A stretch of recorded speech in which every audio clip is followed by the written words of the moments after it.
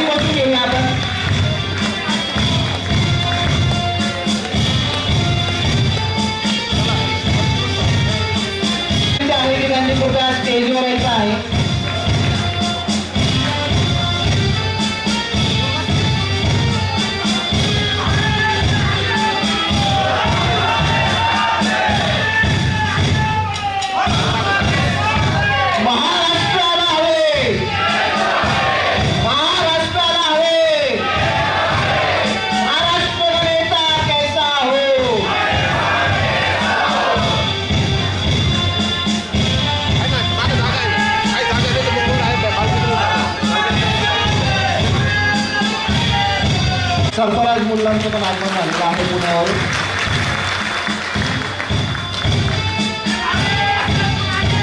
Sir केकच्या मागच्या वेळेला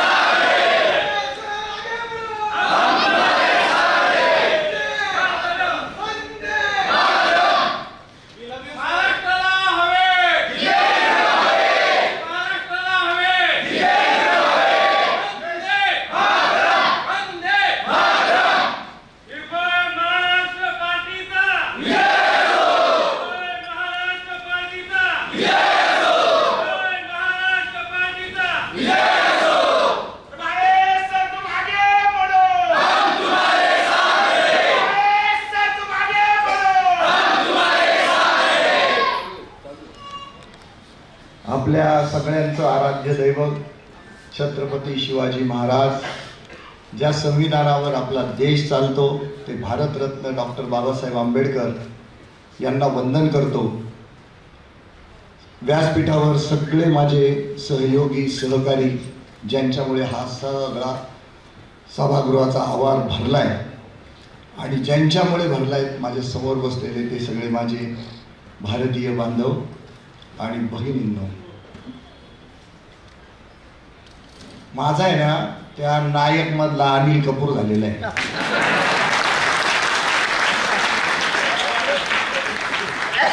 लिटरली अनिल कपूर झालेला आहे. एक तो साधा एक मस्तपैकी अँकर असतो आणि देतात जनता त्याच्यावर सगळे उराणावर बसूनच जातात.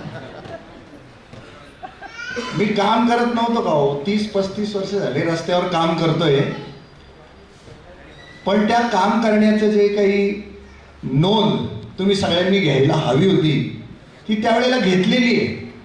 फक्त ती कोविड काळामध्ये प्रकर्षानं तुम्हाला सगळ्यांना जाणवली. त्याचं कारण असं आहे की त्या काळामध्ये मी एक घोषणा दिली होती की माझी वाटचाल समृद्ध मृत्यूकडे. सगळ्यांची वाटचाल कशी असते? समृद्ध जीवनाकडे असते. कारण मी कुठं काम करत होतो? कोविडमध्ये. सगळेजण सांगत काय होते? बाबा जप, जीवाला जप, नाही तर एक दिवशी ढगात जाणार. तर मग मी त्यांना म्हणालो, सगळ्यांना खूप भीती वाटते आणि स्वतःच्या घरातल्या माणसाला ताट दुसऱ्या रूममध्ये तुम्ही नेऊन देताय, पेक्षा त्याला आपल्याला ही भीती कशी काढता येईल यासाठी काम जर करायचं असेल तर स्वतःच्या मृत्यूची भीती दूर सारावी लागेल आणि मग निर्भय होऊन काम करावं लागेल. निर्भय तेव्हापासून डोक्यात,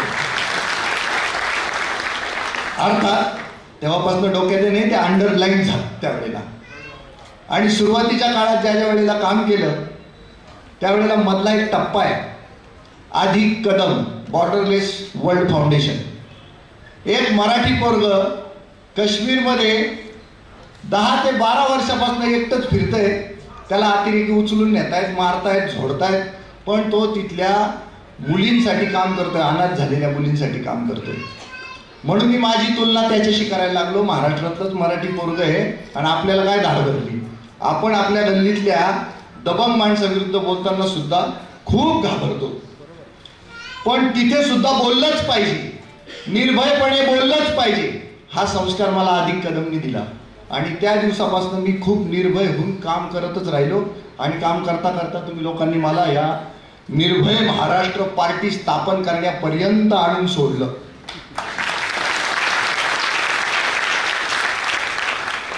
मला हे सगळं लिहून दिलंय बरंच काही, पण आतापर्यंत काही त्याच्याशिवाय बोललो बरं का तुमच्याशी.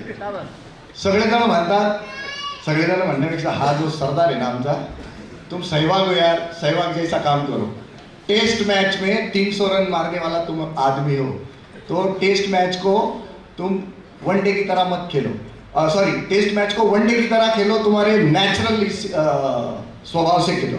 तर म्हणून मी आता नॅचरल स्वभावामध्ये तुमच्याशी गप्पा मारतोय. नाहीये मी राजकारणी, तुमच्यातलाच एक आहे. फक्त पुढाकार घेतोय, निर्भयपणे पुढे चालतोय, म्हणून तुम्ही सगळे लोक मला मानतायत. आता सभागृहामध्ये 70% लोक असे आहेत की ज्यांच्या आयुष्यात मी काहीतरी वेगळं काम केलेलं. प्रत्येकाच्या आयुष्यात कुठेतरी मदतीचा हात दिला आणि लोक म्हणतात समाजाला काही घेणं देणं नसतं, समाज विसरून जातो, समाजाला जाणीव नसते म्हणे. चुकीचं आहे. जाणीव आहे म्हणून तुम्ही सगळे लोक इथं आलेले. माझ्या मागे दत्ताजी पाटील आहेत. त्यांना कोविड काळात मी फोन केला होता, तेव्हा काही आमची भेट झाली नाही.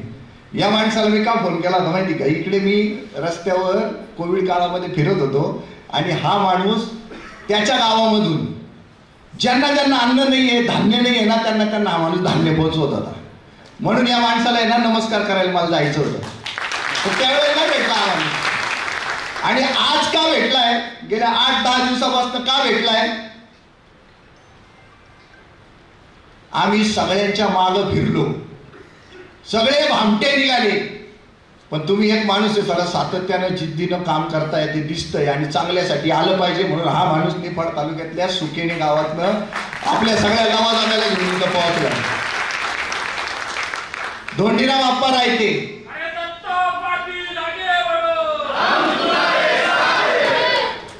धोंडीराम आप्पा रायते. मी काम करत होतो सामाजिक आणि त्यांना मी समजून सांगत होतो राजकीय अरविंद केजरीवाल, आणि त्यांच्यात माझी भेट झाली असं त्यांनी मला आत्ता सांगितलं. मला सांगितलं म्हणजे आता सगळ्यांनाच सांगितलं तुम्हाला. तर निसाका बंद पडलेला आहे, पण तुमच्या सारखा धारदार माणूस पाहिजे, आम्हाला जरा गाईडलाईन द्या. म्हणून हे मला शोधायला आले. ज्याची शेती नाही, ज्याला ऊस कसा येतो माहिती नाही, त्याच्याकडे हे लोक आले आणि ते आंदोलन सुद्धा यशस्वी झालं आणि आप्पा त्याच्यातनं राजकीय कारकीर्द करायला लागले. असा हा सगळा गोतावळा जमलेला आहे. नितीन डामा आलेले आहेत विरारवरनं. मोकळं मोकळं सांगतो बरं का, हा माणूस भाजपचा आहे. आप जरा खडे राहो, नितीन डामाजी खडे राहो, हा माणूस भाजपचा आहे. पण इतकं प्रेम करतो, अफाट प्रेम करतो माझ्यावर. एसटीचं आंदोलन चालू होतं. एसटी आंदोलनात मला आझाद मैदानावर हा माणूस, अंधेरी विरार आहे तेव्हा, अंधेरीवरनं उलट पालट करत हा माणूस रात्री 11ला वगैरे मला भेटायला पोहोचलेला आहे. आणि तिथून पुढं सत्कार बित्कार सगळं त्या एसटी कर्मचाऱ्यांबरोबरच झोपलेल्या अवस्थेतच तिथंच चाललेलं होतं सगळं रात्री. आणि त्याच्या पुढं फोर्ट एरियात कुठेतरी एक फेमस पावभाजी मुंबईची, तिथं आम्हाला खायला घातल्याशिवाय या माणसाने सोडलेली नाही. अहमदाबाद वरून विनायक पोतदार ते आलेले. काय संबंध या विनायकाचा अहमदाबादला? ते ही एवढीशी छोटीशी पार्टी, काय कारण या माणसाचं यायचं? पण नाही म्हणे, मी मराठी माणूस आहे, दापोलीचा आहे, अहमदाबादला माझ्या 2 फॅक्टरी आहेत. पण तुमची कारकीर्द बघतोय म्हणे, जेव्हापासून तुम्ही व्यवसाय करताय भावे प्लॅस्टो, त्याच्यातल्या एका कंपनीच्या सगळ्या जडणघडणीमधला मी एक साक्षीदार आहे आणि तिथे त्या मालकांकडनं तुमची कायम प्रशंसा ऐकत आलो. तेव्हापासून तुम्ही माझ्या अंडर ऑब्झर्वेशन आहे आणि नंतर मी तुमची सगळी राजकीय कारकीर्द बघतोय. म्हणून मला तुमचं फाउंडर मेंबर व्हायचंय आणि ते फाउंडर मेंबर झाले. आता तिथपर्यंत ठीक होतं ना. हा माणूस अहमदाबादवरून धडपड करत इथपर्यंत पोहोचला. काय ही सुंदरता आहे, सगळी सुंदरता आहे. आणि खरंच मी खूप नशीबवान आहे.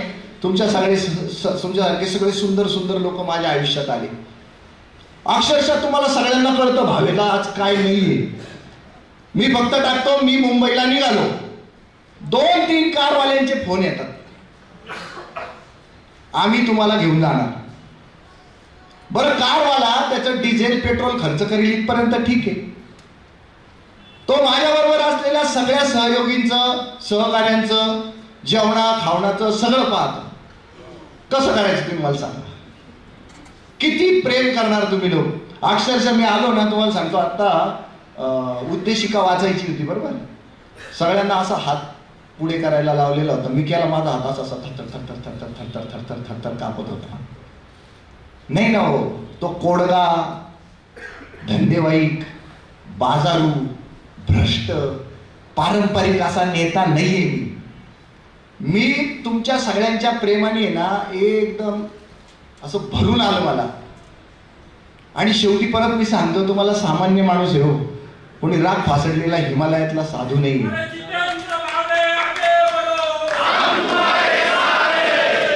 काम, क्रोध, मद, मत्सर, मोह, माया सगळं चिटकलेलं आहे, लटकलेलं आहे अंगाला. अजिबात दावा करणार नाही मोह नाही म्हणून. आहे, बिलकुल मोह आहे. खोटं काय बोलायचं. जातीवादी आहे का? हो, काही अंशी जरूर आहे, हे पण मला कबूल करावं वाटतं. पण ते काय मुलामा दिलेलं सगळेच जण बोलत राहतात. आणि मग मी तेच ज्या वेळेला सोडलं त्यावेळेला तुम्ही सगळे लोक इथे जमा झाले. हे सगळे लोक कोण आहे? एकाला तरी पहिली तरी कवडी तरी दिली का? आज सभागृह भरवायचं म्हटल्यावर रेट चालू आहे 2,000 रुपये, 3,000 रुपये. इथं सगळे खर्च करून आले हो, सगळे जण खर्च करून आलेले, कोणाला काय दिलेलं नाही. हा, काम केले, प्रत्येकाच केलंय, अशातला काही भाग नाही. काही लोक निस्वार्थ वृत्तीने आलेले. आपल्या डॉक्टर चोपडेकरांचं मी उदाहरण दिली, काही दिलेलं नाही त्या माणसाला मी माझ्या आयुष्यात. किती सुंदर चित्र काढले त्या माणसाने. का बरं? तर तो भूमी अभिलेख कार्यालयातला तो गायकवाड चोपला म्हणजे मारला नाही बरं का. तू काम करत नाही, तू आमचा नोकर आहे, आम्ही तुझे मालक आहे, पण तू झाला इतका ताकदवर झालाय तर तू आम्हाला सगळ्यांना नोकर करून ठेवलं, तू मालकाच्या थाटात बसलाय. हे वाक्य त्या माणसाला आवडलं आणि त्या माणसाने चित्र काढायला घेतलं आणि मला फोन केला की तुमचं एक सुंदर पोर्ट्रेट काढलेलं आहे म्हणे मी टाकतो म्हणे फेसबुकला. आणि त्यांनी ते टाकलं. किती नशीबवान असेल मी. पण हे सगळं नशिबानं मिळतं असं आपण म्हणत असताना मी प्रत्येकाच्या घरात पोहोचलेलो आहे. आणि या सगळ्या कोविड आणि कोरोना काळातल्या ज्या सेवेमध्ये ना जादूची झप्पी, माझ्यावर जरा काही पिक्चर खूप असर करतात का चित्रपट, ती जादूची झप्पी होती ना संजय दत्तची, ती इतकी अप्लाय केलेली आहे कोविड आणि कोरोना काळामध्ये. लोकांना कडकडून मिठ्या मारल्या आहेत ICU मध्ये जाऊन, त्यांच्या डब्यात खाल्लंय, त्यांच्याच कपात चहा प्यायलंय आणि त्याच्याने काही लोक उभे राहिले आणि धडाधड धडाधड चालायला लागले. आणि मग त्याच्यामध्ये जेव्हा निस्वार्थ भाव दिसला लोकांना, तर लोक आम्हाला डबे आणून द्यायला लागले, तिथे जेवायला द्यायला लागले, साधं अन्न नाही सगळं पौष्टिक खायला द्यायला लागले रस्त्यावर. आणि मग मी थांबलो नाही. पक्ष सोबत होताच, फक्त पक्षाच्या काहीतरी मर्यादा असतात, त्या मर्यादांमध्येच बोला म्हणतात, प्रोटोकॉलपणेच वागा म्हणतात. पण हा सगळा बंधनाचा भाग, पहिल्यांदा एका बाईविषयी, एका भ्रष्ट बाईविषयी मी वस्त्र हरण करील हा शब्द वापरला, त्याच्यात मी अडकलो. पण माझ्या सगळ्या तुमच्यासारख्या सहकार्यांनी इतका जोर लावला की 2 महिन्यात परत पक्षात आलो, परत जोरदार काम चालू केलं. आणि एका धनदांडग्याच्या विरोधात सजा जाहीर झाली म्हणून 10 मिनिटं बोललो, परत एकदा सस्पेन्शन झालं. पण यावेळेला मात्र माझे सगळे सहकारी आणि तुम्ही सगळ्यांनी जवळपास एक साधारण 7-8 हजार प्रतिक्रिया पाठवल्या. आता नाही म्हटल्यावर मग मला हे सगळा हा पक्षाचा कार्यक्रम तुमच्या सगळ्यांच्या साक्षीनं, तुमच्या सगळ्यांच्या ताकदीनं हा कार्यक्रम करावा लागला आणि मी तो करतोय. खूप प्रकारे भीती दाखवली जाते की खूप पक्ष आले आणि खूप पक्ष गेले. पण तुम्हाला मी सांगतो, दशरथ मांझी माझा आदर्श आहे. दशरथ मांझी माझा आदर्श आहे. ज्या माणसानं तो पहाड 22 वर्ष तोडला आणि 1 दिवसाचा मुख्यमंत्री म्हणून नितीश कुमारांनी त्याला त्या खुर्चीत बसवलं. 22 वर्ष तोडलाय तो. जब तक तोडेंगे नहीं तब तक छोडेंगे नहीं, हेच वाक्य घेऊन चाललोय. खूप लोक त्रास देतात पण त्याच्याने काही फरक पडत नाही. ही जी व्यवस्था बदलण्याची जी गरज आहे ते काम केलंच पाहिजे, अव्याहतपणे केलं पाहिजे, अविरतपणे केलं पाहिजे. काल परवा एक तलाठी भरतीच्या प्रक्रियेतली एक परीक्षा, ती सुद्धा आपण नीट कंडक्ट करू शकत नाही. नेट सेटच्या परीक्षा होतात, भरत्या होत नाहीत. पोरांनी जायचं कुठं? प्राध्यापकाचा रेट किती माहिती का तुम्हाला आता सध्या? ग्रांटेड प्राध्यापकाचा रेट कोणी सांगू शकेल का, ज्याला परमनंट व्हायचंय? 80 लाख, 60 लाख, अजून आहे का कुठं? 1 कोटी नाही ना बाबा, 85 लाख 1, 85 लाख 2 आणि 85 लाख 3. काय करायचं मुलांनी? मग ही व्यवस्था बदलायला नको का? ही शिक्षण व्यवस्था सुधारायला नको का? आरोग्याच्या बाबतीतलं तर खूप माझं पुराण सांगून झालं तुम्हाला आता. भ्रष्टाचाराच्या बाबतीमध्ये अँटी करप्शनचे 119, माझ्या माहिती 119 ना, 119 लोक आपल्या नाशिक मध्ये पकडले. किती? 4 महिन्यात. पहिल्याला पकडल्यावर दुसऱ्या तिसऱ्याला आपण म्हणतो ना पुढच्याच ठेस मागचा शहाणा, हे तर अतिशहाणे होत आहे, पकडलाच जातोय परत. 119 पर्यंत काउंट. कपाळावर पट्ट्या लावतो, कपाळावर. मी देशद्रोही, मी भ्रष्टाचारी, मी लाचखोर, सगळे उद्योग करतो, तरी नामवरम होत नाही. आता एक तहसीलदार पकडला गेला बहिरम, यावेळेला एक स्टेप पुढे गेलो, त्याच्या बिल्डिंगला गेलो. त्याच्या बिल्डिंगला वर्तमानपत्रामध्ये आलेली मोठी बातमी जी ती प्रत्येक फ्लॅट मध्ये पोंगले ते पेपर, आणि तिथं लाईव्ह घेतलं की इथं राहतो हा देशद्रोही, इथं राहतो, यांनी एवढे पैसे खाल्ले.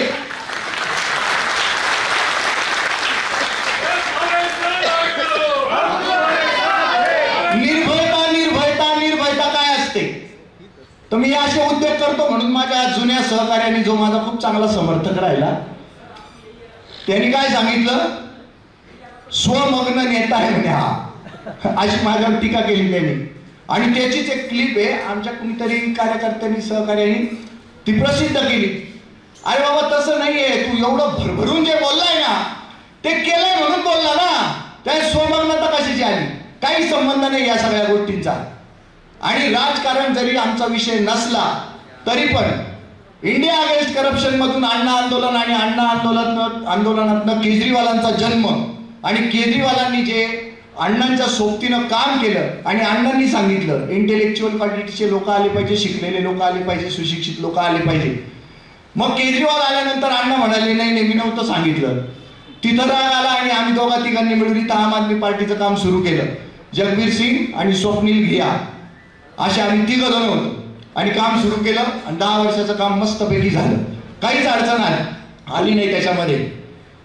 शिक्षण, आरोग्य, भ्रष्टाचार आणि भ्रष्टाचार निर्मूलन आणि बेरोजगारीचं निर्मूलन ह्याच्यासाठी काम करायला लागलो.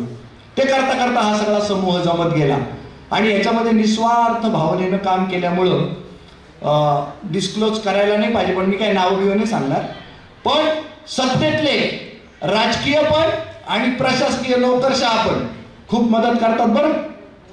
भावे अकेला नाहीये. अक्षरशः सीबीआय आणि ईडीच्या डिपार्टमेंट मधले सुद्धा लोक मदत करतात. कशामुळं? तर तुम्ही पारदर्शक असाल तर हे शक्य आहे. शेतकऱ्यांच्या आत्महत्या या विषयामध्ये त्या लोकांनी मला मदत केलेली निस्वार्थ भावनेनं. त्यावेळेला सुद्धा ते असे त्यांच्या गाड्या बिड्या स्वतःच्याच घेऊन आले, स्वतःचेच खर्च केले, स्वतःचाच हॉटेलचा खर्च, स्वतःचाच राहण्याचा खर्च, सगळं स्वतः केलं. पण शेतकरी आत्महत्या थांबली पाहिजे म्हणून जे काम चाललेलं आहे त्याच्यामध्ये त्यांनी आपल्याला मदत केली. फक्त हे निस्वार्थ भावनेनं केलं तरच होतं. आता हे पक्ष आणि पार्टी सुरू करायची म्हटल्याच्या नंतर प्रश्न आला पैशांचा, पण तो येतो सगळ्यांना. मला येत नाही तो पैशाचा प्रश्न. 10 वर्ष आम आदमी पार्टी. तुम्हाला कोणाला मी फोन केलाय का आम आदमी पार्टीचं काम आहे तर मला जरा 1000 रुपये पाठवता का? हात वर करा कोणीतरी की मी पैसे मागितले तुम्हाला. मागितले ना पैसे कोणाला आतापर्यंत? का मागितले कोणाचं काम केलं त्याच्यानंतर मागितले? बिना पैशाचं काम इथपर्यंत पोहोचलं. खात्री होती मला की आम आदमी पक्षाचे जेवढे आमदार असतील, जेवढे नगरसेवक असतील, त्या सगळ्यांना मी बिन पैशाचं निवडून आणू शकतो. कोणाच्या जोरावर? फक्त तुमच्या जोरावर. माझं दैवत जनता आहे, जनता. माझं भांडवल जनता आहे. आणि ही जनता इथे जी आलेली आहे ना, ही सगळी इंटेलेक्च्युअल कॅपॅसिटी असलेली लोक आहेत, ज्यांना समज आहे, राजकारणाची समज आहे, मानवतेची समज आहे, कणव आहे, दुःखी कष्टी जीवांबद्दल कळावे असे लोक इथं जमलेले. बरेच मुद्दे कव्हर करायचे, आता मात्र कागदाचा सहारा घेतो.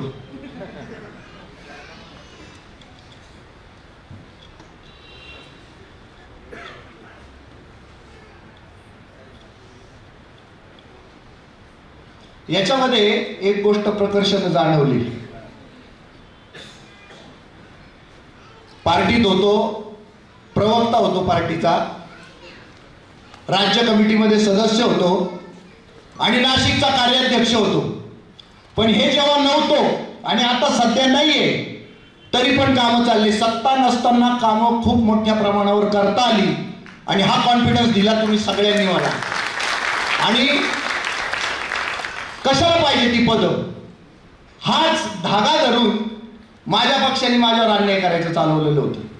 पण आता काम जर मोठं होत चाललेलं होतं, जर कार्यकक्षा रुंद व्हायच्या होत्या तर मला या पद्धतीचा प्रयत्न सुद्धा करायला हवा होता आणि तो मी केला. त्याच्यात अपयश आलं पण त्याच्यातनं निर्मिती चांगली झाली. आज तुम्ही सगळे लोक, मला काय निमित्त मिळालं असतं तुम्हाला बोलवायला, कारण काम चालूच होतं. आज हे निमित्त मिळालं, तुमची माझी गाठभेट झाली. अजून हजारो लोक असे आहेत की जे अजूनही पैसे पाठवतातच आहे आणि त्यांना इथपर्यंत यायला मिळालेलं नाहीये.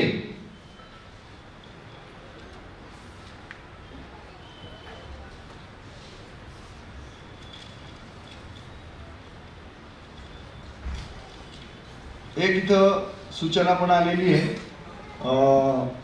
आशावाडीचे ते ग्रामस्थ आहेत, तर त्यांचा जो प्रस्ताव आहे तो मी माझ्या पक्षाकडे सादर करतो.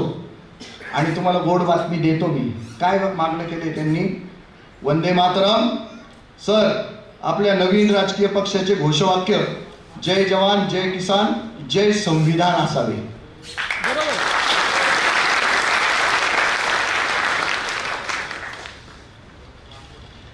फार तुम्हाला काही आनंदी करण्यासारखे सगळ्या गोष्टी ज्या आहेत त्या जास्त बोलता नाही आलेल्या मला. खूप चांगला ओरेटर असावा लागतो त्याला, तो मी नसेल. आता आपण पक्षाबद्दल थोडंसं बोलूया. पक्षाचं नाव तुम्हाला आता सगळ्यांना बघायला मिळालेलंच आहे, निर्भय महाराष्ट्र पार्टी. पक्षाचं चिन्ह आणि पक्षाची घटना हे हळूहळू होणारी ग्रॅज्युअल अशी प्रोसेस आहे. त्याच्यामध्ये आम्ही हळूहळू जातो आहोत. तुमच्या सूचनांचं स्वागत राहील.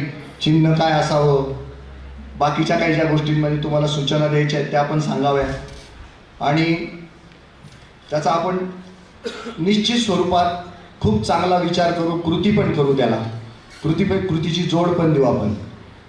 आता सध्या मागणी येते की तुम्ही आमच्याकडे या, तुम्ही आमच्याकडे या, तुम्ही आमच्याकडे या. पण पाया जरा मजबूत करून घेऊ आपण सगळे मिळून. आपण नाशिक आणि उत्तर महाराष्ट्र सध्या कार्यक्षेत्र एक 6 महिन्यासाठी तरी ठेवू आणि त्याच्यानंतर हळूहळू वाढ विकास विस्ताराच्या मागे लागू आणि सगळ्यांपर्यंत पोचायचं आहे. पण त्याच्यासाठी थोडा वेळ लागू शकतो आणि तो वेळ मी घेणार आहे. त्याचं कारण असं आहे की पदोपदी या इनएक्सपिरियन्स म्हणजे अननुभवी असल्याचा जो काही ब्रेक असतो ना, तो मधून मधून लागतो. ही सुद्धा स्पष्ट कबुली. गांगरल्यासारखं होतं का, गोंधळल्यासारखं होतं का, तर हो होतं बरं का. काय खोटं बोलायचं त्याच्यामध्ये, कशासाठी बोलायचं? हे ते म्हणाले ना मला की यांचं सगळं उघडं वागडंच असतं. हा उघडं वागडंच आहे बाबा. आणि त्याच्यातनंच तुम्हाला जे काही सुचवता येईल तर ते सुचवा आणि चांगलं काम करा. भावना मॅडम, मी तुमच्या बाबतीत भावूक झालो. तुम्ही नव्हता हा ठाठाटोप करायला पाहिजे, पण बघा भावना मॅडमला दिल्लीमध्ये काहीतरी मदत हवी होती. मला एक प्रश्न पडला होता, यार काय आपण करू शकतो का? पण करून पाहिला धडपडाट थोडा बहुत. त्यांना राहत मिळाली त्याच्यामध्ये आणि त्या जाणीवेपोटी म्हणा, प्रेमापोटी म्हणा, त्या इथपर्यंत पोहोचल्या. पण मी तुम्हाला पाहिल्यानंतर आहे ना माझ्या डोळ्यात पाणी झालं की काय प्रेम असतं बाबा हे, काय माया असते, काय सद्भावना असतात, काय आपुलकी असते. आणि त्याचा मी अधिकारी झालो बाबा, तुमच्यामुळे झालो. आता परत एकदा पक्षावर येतो मी. आज नामकरण झाले, सगळ्यांना नाव कळलंय. आता आजचे खूप कौतुकाचे जे प्रसंग आहेत त्याच्यावर मी बोलतो. फाउंडर मेंबर आपल्याला करायचे होते आणि आपण फी किती ठेवली होती? मोठ्याने सांगा ना जरा. किती? तुम्ही मला सांगा, तुमच्या सगळ्यांच्या उभ्या आडव्या वेड्या वाकड्या आयुष्यामध्ये कधी कोणत्या राजकीय पक्षाला 1100 रुपये दिले हो तुम्ही? हा, अजूनही येतातच, येतच राहत आहेत. कोणी थांबायला तयार नाही. ते काय म्हणतात, आम्हाला फाउंडर मेंबर व्हायचे, सामान्य सभासद व्हायचं नाही. तर 175 लोकांनी आतापर्यंत 1100 रुपये भरलेले आणि ते फक्त 10 दिवसात आहे बरं का. कारण पक्षाचा प्रवासच आता 10 दिवसाचा झालेला आहे. 10 दिवसापूर्वी सगळ्यांची ट्यूबलाईट लागली आणि सगळेजण सुरू झाले धडाधड धडाधड. 10 दिवसात हा कार्यक्रम पण घेतला. बरेच राजकीय धुरीण आम्हाला सांगत होते, हे काय खूप फाटणे होते का रे, खूप फाटणे होते का रे. पण आमचा जग्या काय म्हणतो, दशरथ मांजी रुका था क्या, तुम कैसे रुक रहे हो. आणि मधून मधून मी जरी म्हटलं ना तुम्हाला की बिन पैशाचं आहे, बिन पैशाचं आहे, बिन पैशाचं आहे, पण मध्ये मध्ये अडथळा येतो ना, ह्याला करायला पैसे नाही, अमकं नाही, ढमकं नाही. तर काल आहे ना एकाचे 4400 रुपये आले. 1100 प्रमाणे 4 जणांची. जगबीर पाठ करून होता माझ्याकडे, कारण आता डोळ्याचा त्रास होतोय ना, तो पाठ करून होता. अरे भैया ये 4400 रुपीज नहीं है, वो बोल रहे तू काम करते रहे, बाकी हमको कुछ मत बता, तेरी आंखें आए कुछ भी हो, तूने रुकना नहीं है. तेरे को क्या चाहिए? पैसे. ये देखो आ गए पैसे. तेरे को क्या चाहिए? गाड़ी. ये आ गई गाड़ी. तेरे को क्या चाहिए? गाड़ी में पेट्रोल. ये भी आ गया. अच्छा, राजा भाऊ गायधनी सारखा माणूस मोकळं खेळायला देतो बरं का मी त्या माणसाला, एकदम मोकळं खेळायला देतो. आज सगळं जे दिसतंय ना तर रात्रंदिवस त्या माणसाने 48 तास प्रचंड प्रचंड मेहनत केली आणि त्याचा हा परिपाक आहे. आणि मी नाक खुपसत नाही बरं का. मला आज त्यांनी वेगळ्या पद्धतीनं तुमच्यामध्ये प्रेझेंट केलं. कुठलाही इव्हेंट मॅनेजमेंटचा प्रकार या सभेमध्ये नाही, कुठलाही नाही. पण एक केला यांनी प्रकार, काय मला आज लपवलं. आता हे बोलायला नाही पाहिजे, पण काय आता माझा स्वभावच असा आहे. लेट यायचं म्हणे, तुम्ही सगळ्यांच्या नंतर यायचं, तुमचं स्वागत व्यवस्थित झालं पाहिजे. हे सगळं करून आणलं बरं का या लोकांनी. आणि माझी काय इच्छा होती माहिती का, गावोगावून लोक येणार आहे तर कोणी 9ला येऊन बसेल, कोणी 9:30ला येऊन बसेल.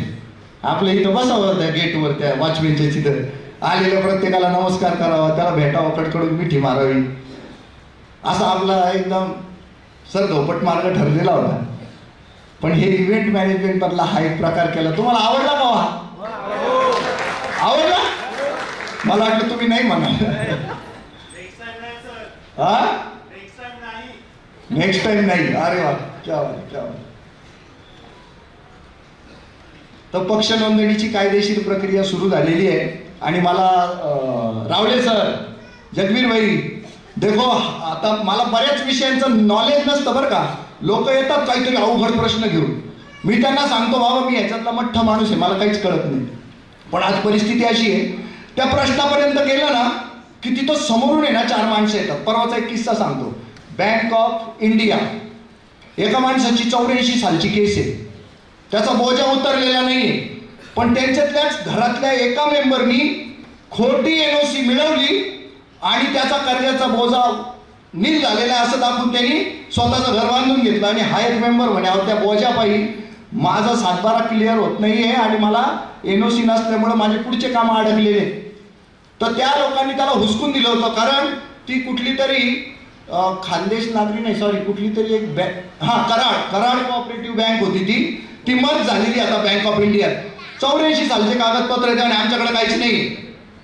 मला पण अवघड वाटली केस. आता कशी सोडवायला, आपल्याला याच्यात काही आकलीचा पत्ता नाही, करायचं काय नाही. तिथं जाऊन बसलो डायरेक्ट BMच्या ऑफिसला, केबिनला, आणि त्यांना म्हटलं हा काय म्हणतो ना ते शांततेने तुम्ही ऐकायचं बरं का, मध्ये बोलायचं नाही अजिबात. ही भावेची भूमिका, बाकी डोकं लावायचं नाही. मग हळूहळू एक पत्ता खोलला. कोणी? बँक मॅनेजरनी. सर म्हणे निश्चिंत राहा म्हणे, मी तुमचा फॅन आहे.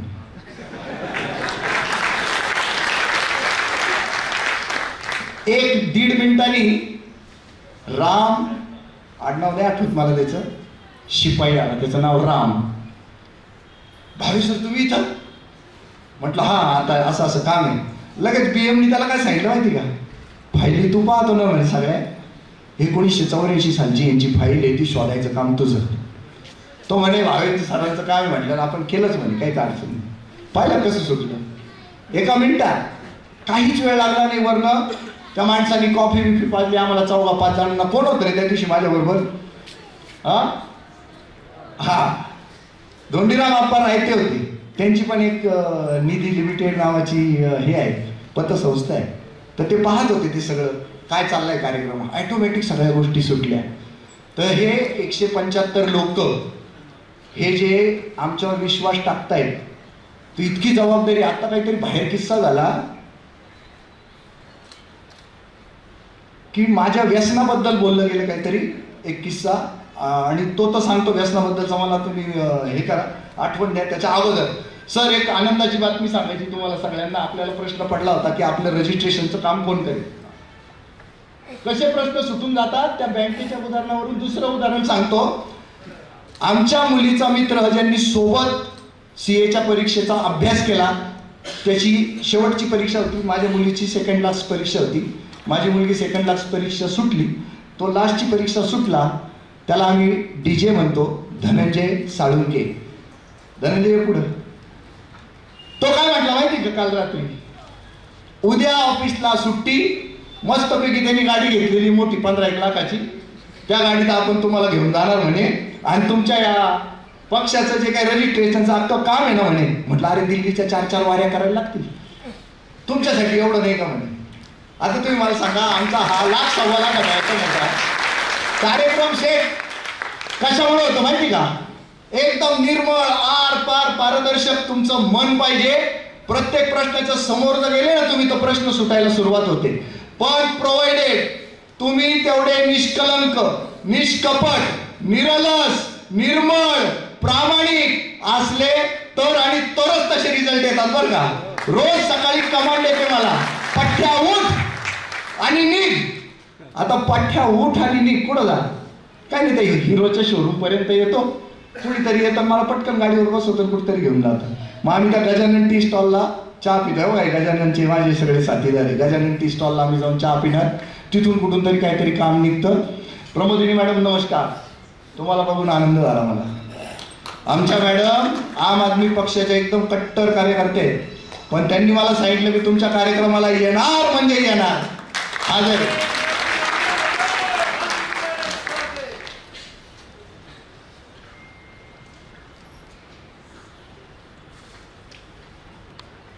मला अजून फाउंडर मेंबर्सची खूप गरज आहे आणि सगळ्यांनी मला ती मेंबरशिप तुम्ही द्यावी अशी प्रामाणिक इच्छा आहे. पण या सरकारांनी तुमच्या सगळ्यांच्या खिशाला फार मोठे मोठे बोक्षे पाडून ठेवलेले आहेत याची मला जाणीव आहे. ज्यांना सामान्य सदस्यत्व पाहिजे त्यांनी ते सामान्य सदस्यत्व, आम्ही 51 रुपये फी ठेवलेली, 1-1 रुपया आम्ही भरून टाकू, तुम्ही 50-50 रुपये भरा ज्यांना सामान्य सदस्यत्व घ्यायचे. आणि ज्यांना फाउंडर मेंबरशिप पाहिजे त्यांनी 1100 पाठवावे आणि आपली मेंबरशिप घ्यावी ही मी सगळ्यांना विनंती करणार आहे.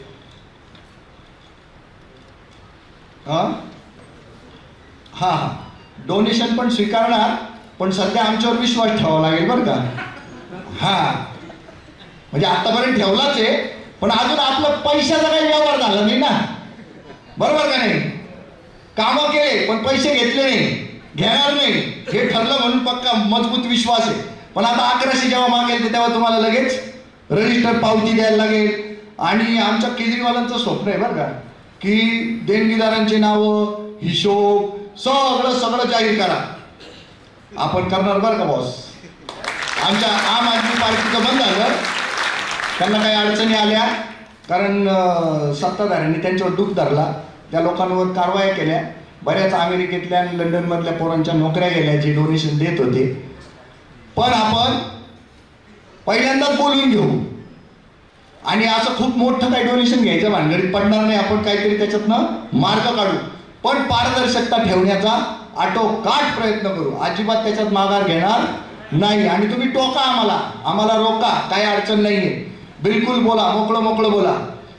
संदीप नाईक दिसतात मला समोर आणि आपले कटोळे, फर्स्ट नेम नाही आठवले मला, हां राहुल कटोळे. अहो रात्री 12-12 वाजता हे लोक रस्त्यावर माझी वाट पाहत उभे होते. बरं मी मुंबईला गेलेलो होतो, मी येणार होतो काहीतरी, त्याच्यानंतर 4 तासांनी मी त्यांच्याकडे पोहोचलो. आणि ह्या लोकांनी काय ते डोक्यात घेतलं सगळ्यांनी की हा माणूस रात्रंदिवस महाराष्ट्रभर फिरत असतो, काही नाही राहायचं आपल्याला आम आदमी पार्टी बरोबर. किती लोकांना घेऊन आले तुम्ही? 20 लोकांना घेऊन आले इथे. परत एकदा हिशोबाकडे येतो की पारदर्शकता मेंटेन होईल. प्रत्येकाने आम्हाला साथ द्या, मदतीचा हात द्या. आणि मेन आत्मा या पक्षाचा, लोकशाही ही फक्त राष्ट्रात असून उपयोगात नाही, ही पक्षांतर्गत पण पाहिजे. आणि या पक्षांतर्गत लोकशाहीचं आम्ही सगळे समर्थन करत राहणार. प्रत्येकाला आपला मुद्दा मांडण्याचा, तो मुद्दा पुढे रेटण्याचा, ती समस्या सोडवण्यापर्यंतचं जे स्वातंत्र्य आहे ते आमच्या इथून दिलं जाईल. प्रत्येकाला व्यक्त होण्याचा अधिकार राहील. प्रत्येकाने आपल्या आपल्या पद्धतीनं व्यवस्थित जर तो प्रश्न सोडवण्याचा प्रयत्न केला तर आमची कुठलीच हरकत असंवैधानिक काही करायचं नाही, एवढीच अट आहे आपली. बाकी दुसरी अट काहीच नाही. आणि पारदर्शक पद्धतीनं काम करा, त्याच्याशिवाय आमचं काही म्हणणं राहिलेलं नाहीये. या व्यतिरिक्त मला आता काही बोलण्यासारखं राहिलं आहे असं मला वाटत नाही. आणि सगळ्यांना खूप इच्छा असेल की मी काय वेगळ्याच पद्धतीचं भाषण वगैरे करेन, तर मला तुम्ही माफ केलं म्हणूनच इथपर्यंत आले. परत एकदा माफी मागेन की तुम्हाला मी जर माझ्या भाषणातनं ओरेटरी नसल्यामुळं रिझवू शकलो नसेल तर त्याच्या बाबतीत तुम्ही मला माफ करा. आणि इथून पुढे भाषणं चांगली करावी की चांगलं काम करावं ती अपेक्षा तुम्हीच मला सांगावी. भाषण पाहिजे का काम पाहिजे? भाषण पाहिजे का काम पाहिजे? कामामध्ये राम पाहिजे का? Yes. Thank you very much. वंदे मातरम. And I love you all. इन्कलाब जिंदाबाद.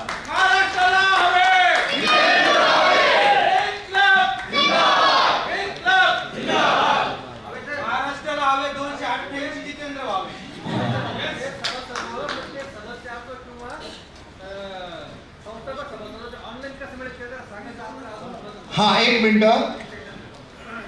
1100 रुपये असो किंवा 50 रुपये असो, तुम्हाला ऑनलाईन पाठवण्याची व्यवस्था केलेली आहे. त्याचा आपण QR कोड पण प्रसिद्ध केलेला आहे. माझ्या कुठल्याही तुम्ही प्रोफाईलवर गेले की तुम्हाला तो QR कोड मिळेल. काही अडचण नाही. ज्यांना आता इथे रोख द्यायचे असतील तर रोखीचं लावलंय का काउंटर? हा. आणि कोणी जाऊ नका ना प्लीज. सर, आपण फॉर्मॅलिटी नहीं करेंगे यार. घर का कार्यक्रम है. देश तुमचा पण आहे, देश आपला पण आहे ना. रुको बैठ जाओ 2 मिनिट. आणि राष्ट्रगीत पण घ्यायचं आपल्याला अजून. या ना सर. थोडस देश के लिए थोड़ा सा वक्त निकालेंगे हम लोग. अजून काही कोणाची शंका होती का? हा.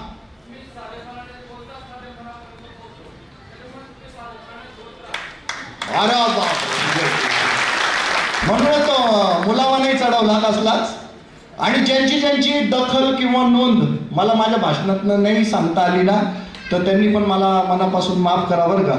कारण थोडंसं इकडं फापट पसारा झाला होता. माझं इकडनं ओढलं की तिकडनं सुटत होतं. तर त्या पद्धतीनं काल परवापासून सगळेजण सांगत होते या पद्धतीनं तुम्ही सिक्वेन्स लावा, हे करा ते करा. इतकं मटेरियल आलेलं आहे त्याच्यातनं मी हे सगळं सोडून देऊन बोललो. आणि मग नंतर मुद्द्यासाठी सगळं जरा चेक केलं मी. तर thank you very much once again.